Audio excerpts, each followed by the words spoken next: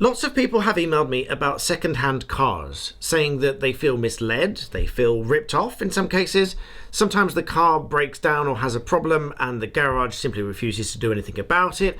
Some of them say that they will service it before it's delivered and it hasn't been serviced when it's been delivered, and all manner of different things. But the problem is, when it's a second-hand vehicle and they go back to the garage they bought it from, very often the garage just simply won't do anything about it, much less give a refund for the vehicle. Now, this is actually still a very clear-cut area of law, even though it's a second-hand vehicle, which does complicate it very slightly, but the broad area of law is very straightforward.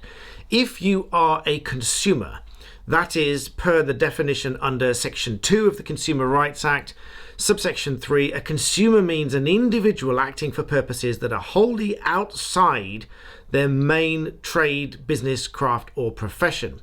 That is a consumer, and then you are a consumer for the purposes of the legislation. A trader, on the other hand, so this is not where you've purchased a vehicle from a friend or just someone else that doesn't ordinarily sell vehicles, but a trader means a person or a business that is acting for purposes relating to that person's trade, business, craft, or profession. Whether acting personally, or through another person, or through a trading name, or through a limited company. That is a trader. And if there is a contract between a trader and a consumer, the Consumer Rights Act applies and all of the relevant law therein. So even if you are buying a second-hand vehicle, you are still protected by all of the sections of the Consumer Rights Act, most notably sections 9 and 10, but there are lots of other provisions that protect you as well. Sections 9 and 10, like any other consumer product that you buy, the product or whatever it is that you're buying must be satisfactory quality, and it must be fit for purpose, and it must be fit for a particular purpose. So if you make that purpose known to the trader, then it must be fit for that purpose, even if it isn't normally used for that purpose. For example, if you buy a second-hand vehicle and you want it to tow, let's say, a trailer or a caravan or something else, and you ask the trader, is this suitable for that purpose, even though it's a small vehicle, maybe not normally used for that purpose. If you ask them and they say yes it is, then it should be fit for that particular purpose. If it turns out that it's just not powerful enough to pull such a trailer, I'm using a random example, then it's not fit for the particular purpose that you've bought it. Now, coming back to section 9, which is goods are to be of a satisfactory quality, and being a second-hand vehicle, obviously it's not brand new. So some of the criteria within section 9 are not going to apply as strictly as they would to a brand new product. So, for example, subsection 3, that it's got to be free from minor defects. Well, obviously with a second-hand car, it's going to be what you reasonably expect from a second-hand car. So, of course, you would ordinarily expect some wear and tear on a vehicle being second-hand, but you would still expect it to work and to function, be fit for purpose. And subsection 9 does provide for any description of the goods, the price paid for the goods, and any other relevant circumstances. And if the vehicle does not conform to the contract because it's not of satisfactory quality or it is not fit for purpose, then you do have the right to reject.